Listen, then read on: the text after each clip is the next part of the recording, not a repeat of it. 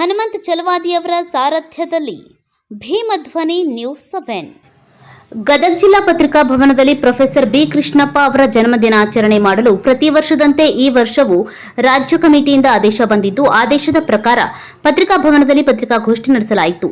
ಈ ಸಂದರ್ಭದಲ್ಲಿ ಗದಗ ಜಿಲ್ಲಾ ಸಂಚಾಲಕರಾದ ಬಾಲರಾಜ್ ಅರ್ಬರ್ ಮಾತನಾಡಿ, ರಾಜ್ಯ ಸಂಚಾಲಕರಾದ ಮಾವಳ್ಳಿ ಶಂಕರ್ ಆದೇಶದಂತೆ ಈ ವರ್ಷವೂ ಕೂಡ ಪ್ರೊಫೆಸರ್ ಬಿ ಕೃಷ್ಣಪ್ಪ ಅವರ 88ನೇ ಜನ್ಮದಿನಾಚರಣೆ ಆಚರಿಸಲು ದಿನಾಂಕ 9/6/2025 ಸೋಮವಾರ ಬೆಳಗ್ಗೆ 11 ಗಂಟೆಗೆ ಸ್ಥಳ ಜ್ಞಾನಜ್ಯೋತಿ ಸಭಾಂಗಣ, ಮೈಸೂರು ಬ್ಯಾಂಕ್ ಸರ್ಕಲ್ ಸಮೀಪ ಬೆಂಗಳೂರಿನಲ್ಲಿ ಕಾರ್ಯಕ್ರಮವಿದ್ದು, ಸದರಿ ಕಾರ್ಯಕ್ರಮಕ್ಕೆ ನರಗುಂದ, ರೋಣಶಿರಹಟ್ಟಿ, ಮುಂಡ್ರಗಿ, ಗದಗ ಜಿಲ್ಲೆಯ ಸಂಘಟನೆಯ ಒಡನಾಡಿಗಳು ಭಾಗವಹಿಸಬೇಕೆಂದು ಮನವಿ ಮಾಡಿಕೊಂಡರು. ಹಾಗೂ ಬಿ ಕೃಷ್ಣಪ್ಪ ಅವರು ತಮ್ಮ ವಿದ್ಯಾರ್ಥಿ ಜೀವನದಲ್ಲಿ ವೈಚಾರಿಕ ಚಿಂತನೆ ಹಾಗೂ ಪ್ರಗತಿಪರ ಹೋರಾಟಗಳಲ್ಲಿ ನಿರತರಾದ ಬಿಕೆ ಅವರು ಕೊನೆಗೆ ಆಯ್ಕೆ ಮಾಡಿಕೊಂಡಿದ್ದು ಬಾಬಾ ಸಾಹೇಬ್ ಅಂಬೇಡ್ಕರ್ ಅವರ ಸಾಮಾಜಿಕ ಕ್ರಾಂತಿಯ ಹಾದಿಯನ್ನ.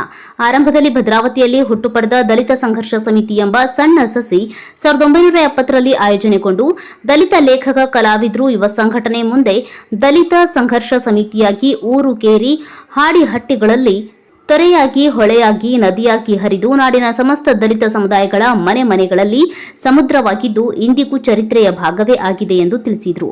ಬಳಿಕ ರೋಣ ತಾಲೂಕು ಸಂಚಾಲಕ ಹನುಮಂತ ಚಲವಾದಿ ಮಾತನಾಡಿ, ಪ್ರೊಫೆಸರ್ ಬಿ ಕೃಷ್ಣಪ್ಪ ಅವರ ಭೌತಿಕ ಶರೀರ ನಮ್ಮಿಂದ ಮರೆಯಾಗಿದ್ದರೂ ಅವರು ಹಚ್ಚಿದ ಹೋರಾಟದ ಹಣತೆ ಇಂದಿಗೂ ದಲಿತ ದಮನಿತ ನೊಂದವರ ಹೃದಯಗಳಲ್ಲಿ ಆರದಂತೆ ಉರಿಯುತ್ತಿದೆ ಎಂದು ತಿಳಿಸಿದರು.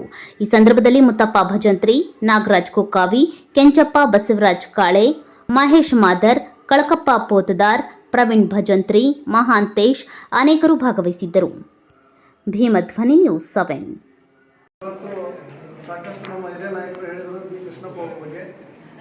ಇವತ್ತು ದಲಿತರ ಮನೆಗಳಲ್ಲಿ ಹೋರಾಟದ ದೀಪಗಳನ್ನು